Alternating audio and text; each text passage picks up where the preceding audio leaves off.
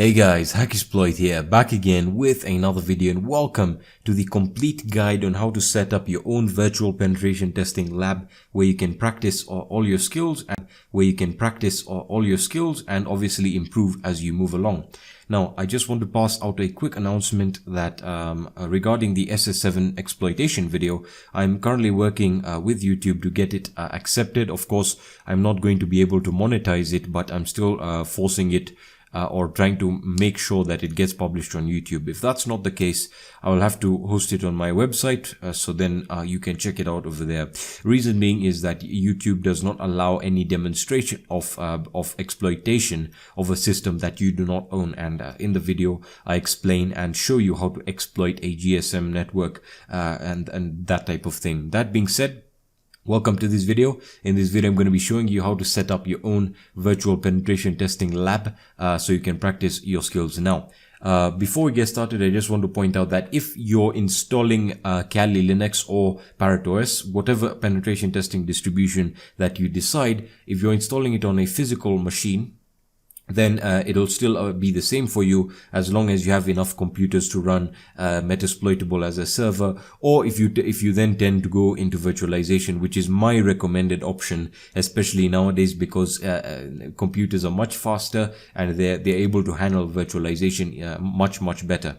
All right, so let's get started, and what we're going to be doing is I'm going to be taking you through the different virtualization softwares. We're then going to move on to actually selecting your penetration testing distribution, and then I'll show you how to get your exploitable or your vulnerable operating system or vulnerable server, which in this case is Metasploitable 2.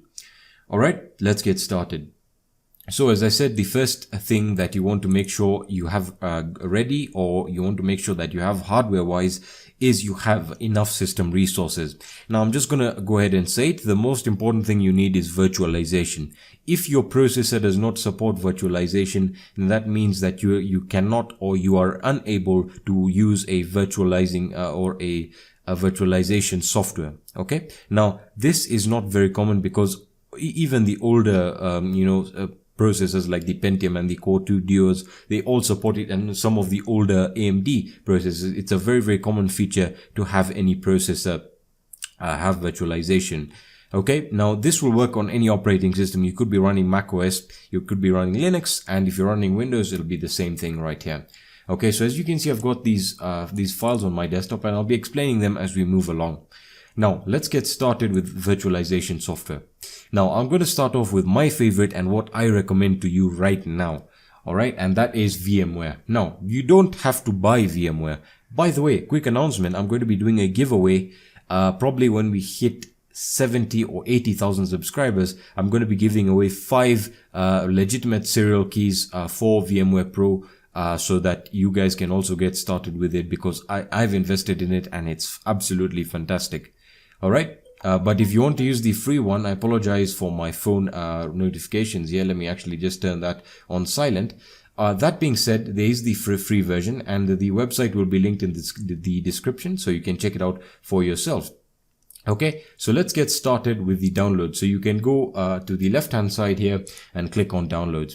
All right, now if you look at product downloads, it'll show you all the products they have. You can then go to the free product trials and demos.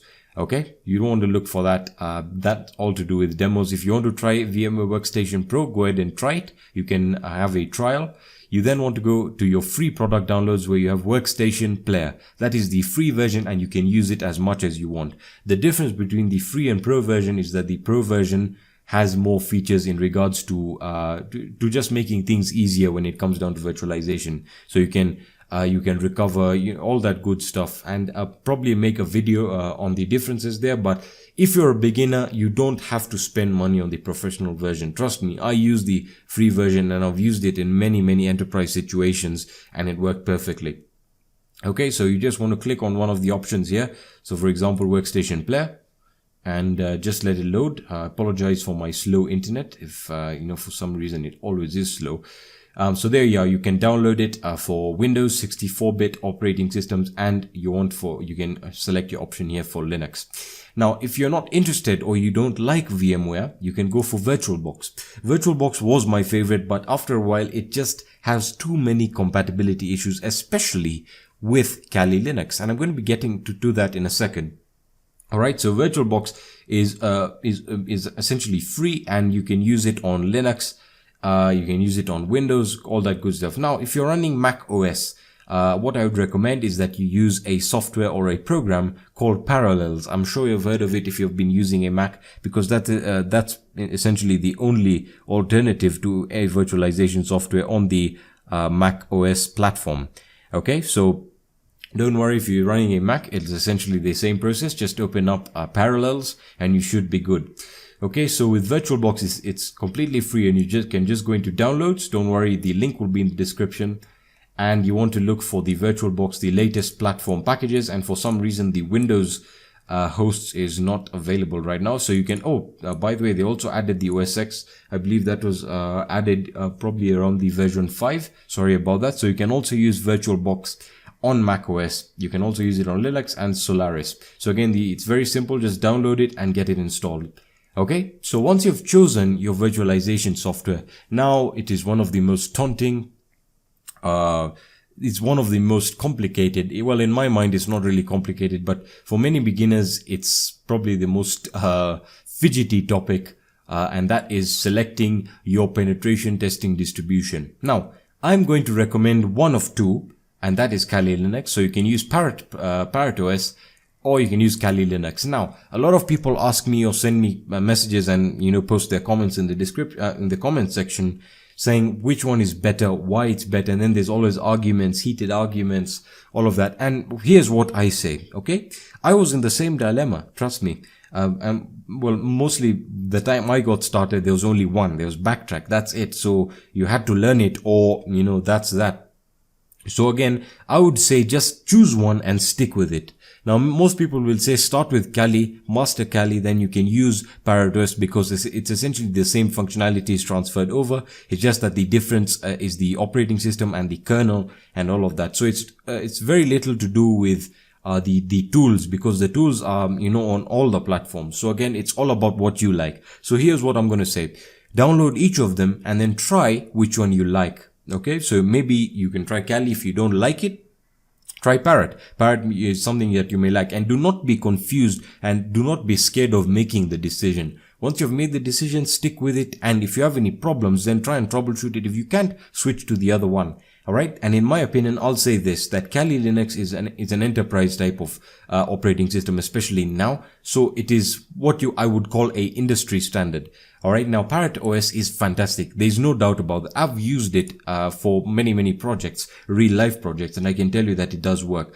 But when you move on to a professional level, I would recommend Kali Linux, because it is the benchmark, and it is sort of required, because they're not going to allow you to just test systems, or employers are not going to allow you to test systems with tools that are not familiar. That's what I was also talking about. Installing all these weird scripts isn't really going to help, because you have to know how to use the industry standard tools.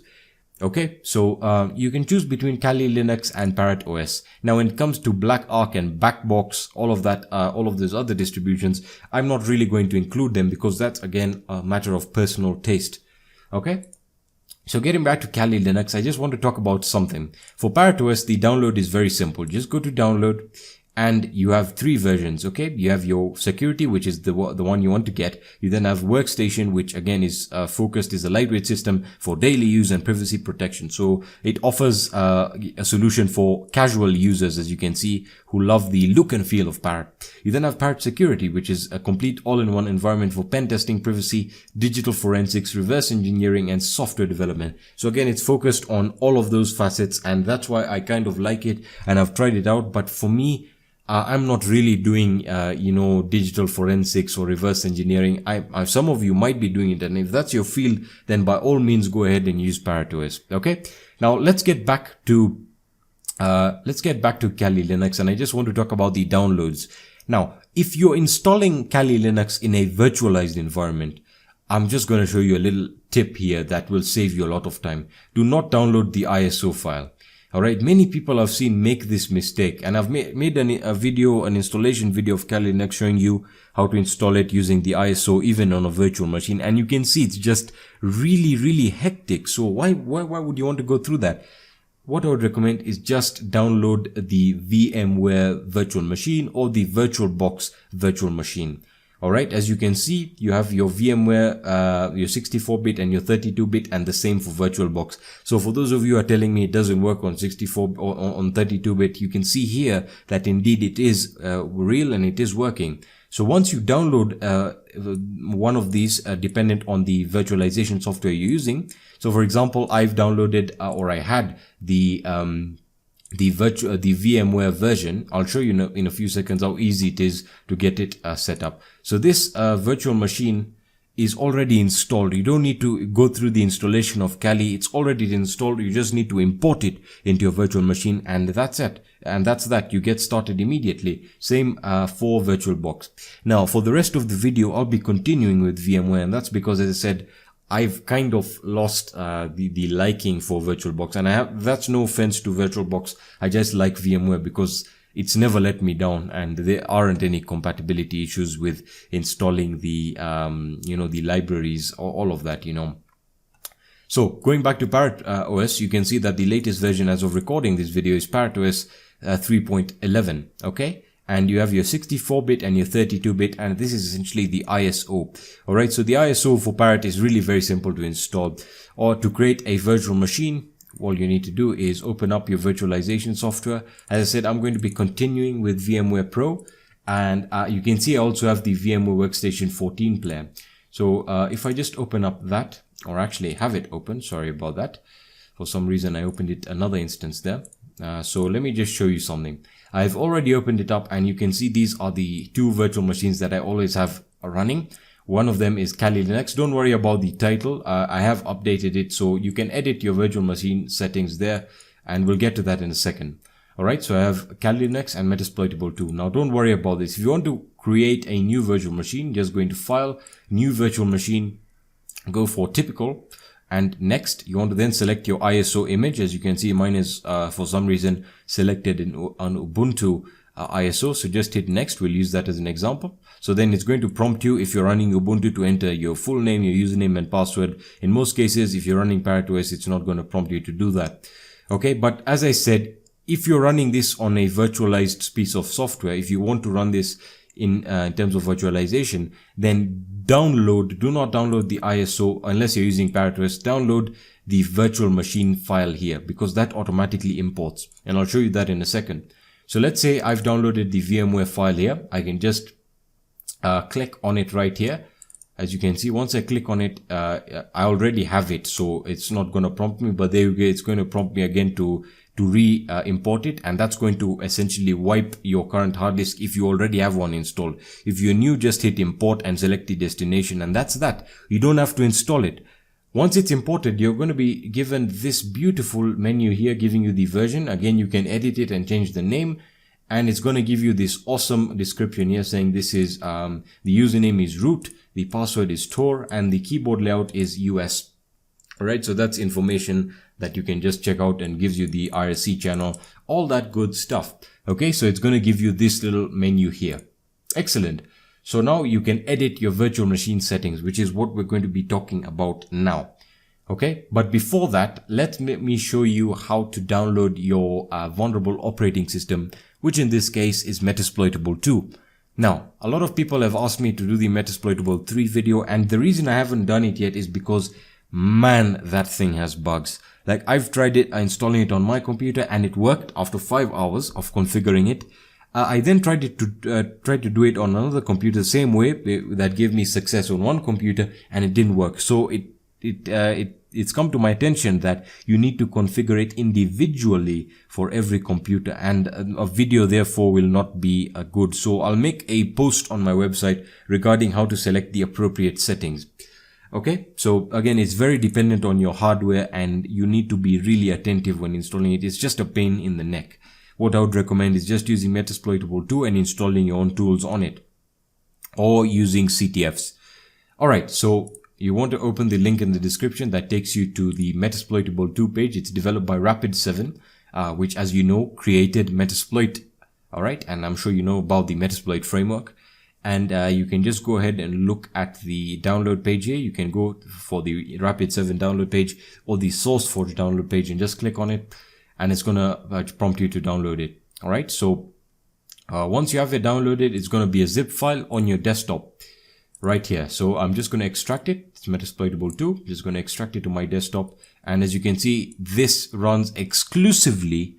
So let it just open up because I really want to show you what I mean. All right.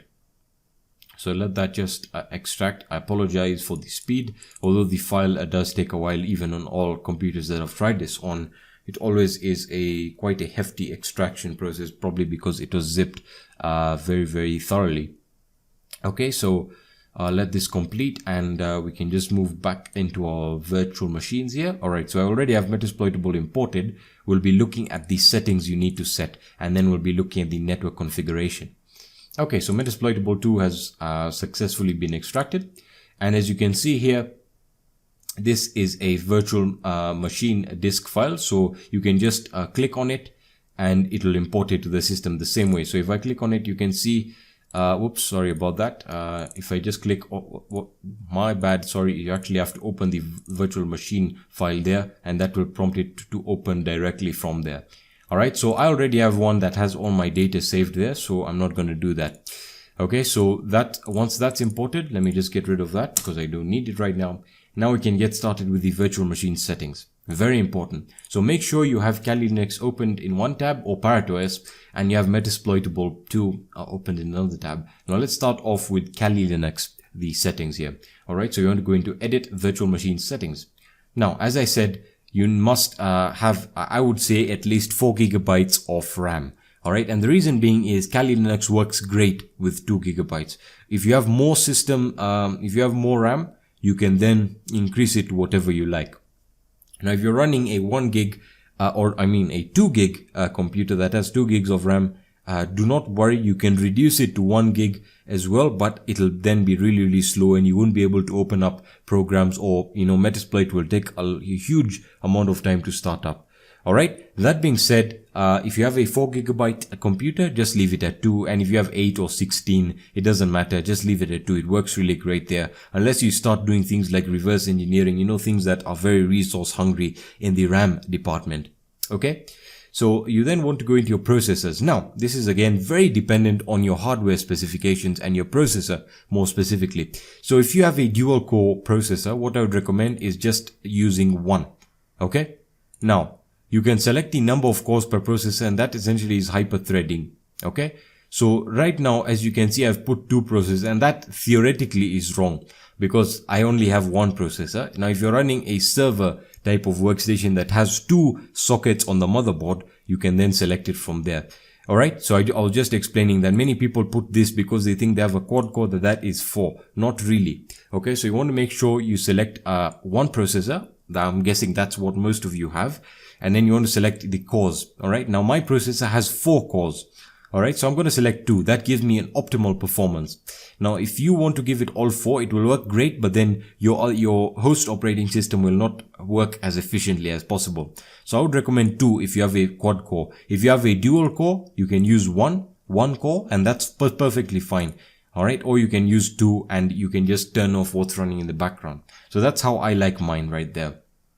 All right. As for your hard disk, you can currently look at the size that it gives you. It's around 60 gigabytes. You can then also expand the disk capacity dependent on the type of files you're using. So again, you can expand it if you so choose to. And you also have your disk file location right there.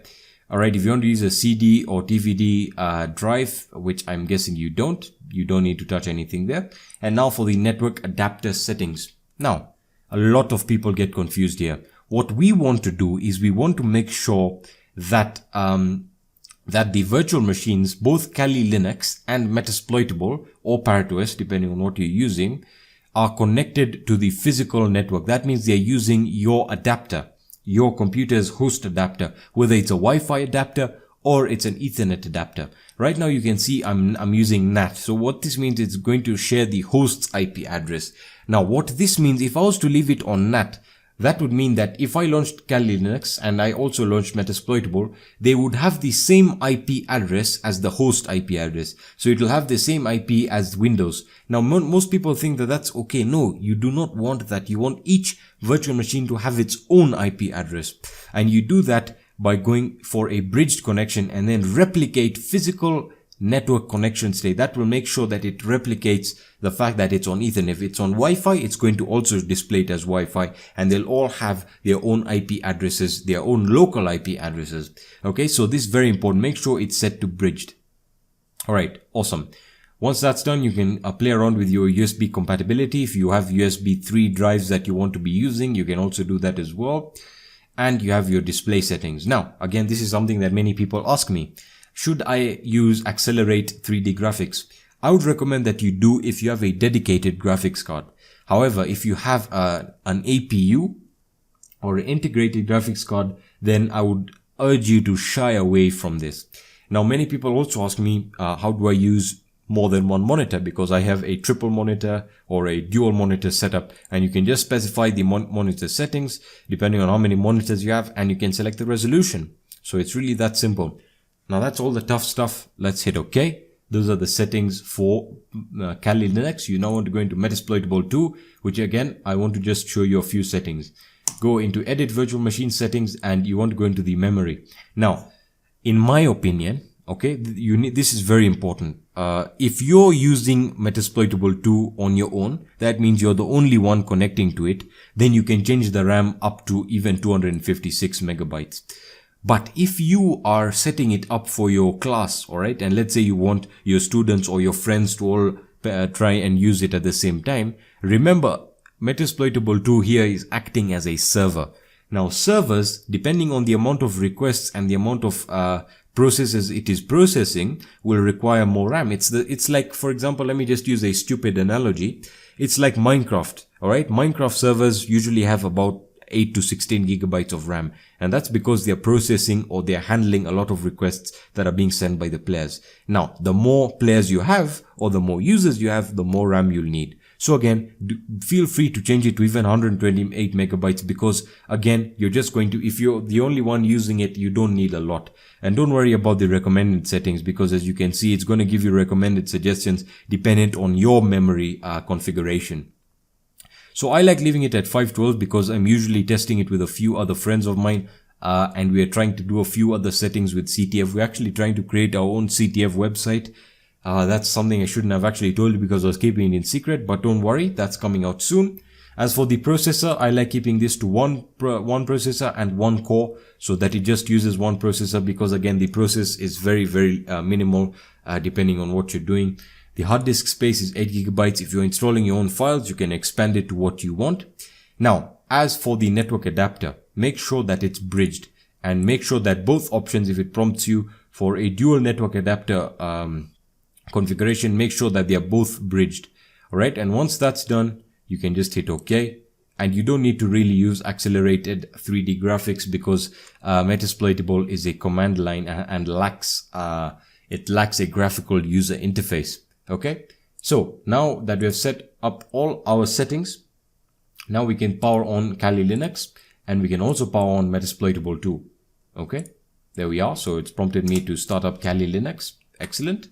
And Metasploitable is also starting, as I said. They do not have, Metasploitable 2 does not have a graphical user interface.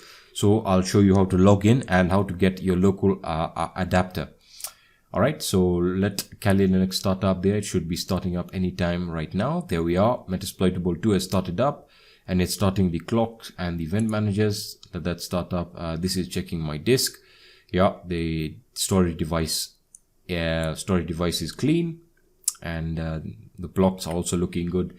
Alright, so give it a few seconds to start up, and I think Kali Linux should have started up by now. And there we are. Let's just wait for both of them to start up. Now let me explain a few things with Virtual or VMware Pro. The great thing that I like is you can go into full screen mode immediately, and that's also another great thing is if you use the virtual machine file, the Kali Linux virtual machine file, it already has the VMware guest additions installed, so you don't have to install it. You're good to go, and you can run it in full screen, and it's well optimized. I am going to be making another video on how to configure VMware to work great with Kali Linux, because a lot of you guys have been telling me that it's slow, and I also had this problem, and I sorted it out. Okay, so I think Kali Linux should have started. You'll know that it started because you'll see the black mouse pointer there. Metasploitable has started, so it's going to say here, never expose this virtual machine to an untrusted network. That's very, very true. Do not do that. And you can log in with the MSF admin combo. All right, so the username is MSF admin and the password is MSF admin. Whoops, sorry about that. There we are. And once we're logged in, it should tell you welcome. And there we are. As you can see, it is running on Ubuntu or Debian. And let that just sit as it is. And there we are. We are in Kali Linux right now. And the username, as I said, is root. And the password is Tor. All right. Now you can add your own username if you want to. And essentially you have full control over the system. The default username and password is root and Tor. All right. So give that a few seconds to start up. And I'll go into full screen mode in a second. Let me just clear up Metasploitable here. By the way, if you have clicked in the virtual machine, you can see that my mouse pointer has disappeared. If you want to exit out of the virtual machine and go back to your host operating system, use the Control plus Alt key, and that will take you back there. Okay, so there we are. We have Kali Linux over here, and now you can go into View and hit Full Screen, and give it a few seconds to scale. Let me just move my folder back there, and voila. Now again, if you're using Wi-Fi, it should show up as wireless. You should see a wireless adapter. It's going to be using the same bridged adapter as your host operating system. So what we're going to do is I'm just going to hit ifconfig here, like so. And as you can see, my local IP is 192.168.1.107. Yours might be different, but you want to make sure that they're running under the same subnet. So the subnet will be 192.168.0 or 1 or 2, depending on how many access points you have. Let's make sure they're on the same network. So I'm going to hit ifconfig here, ifconfig. And as you can see, it's running on the same network or the same subnet, which is 192.168.1.105. And there you are. They can now communicate with each other. So for example, if I said, let me just run a simple, nmap o 192.168.1. Let me just check the IP here, 105. All right, so 105. My bad, 105. And I'm just going to hit enter. Let's see what it is able to bring up. Let me expand that. As you can see, it's going to scan the Metasploitable 2 virtual machine, and it's going to give me all this information. I essentially scanned for the operating system version. It's going to give you a MAC address, all that good stuff. And this is just a simple nmap scan to show you that you can now work on your virtual machine. All right. So that is how to configure Kali Linux with Metasploitable 2.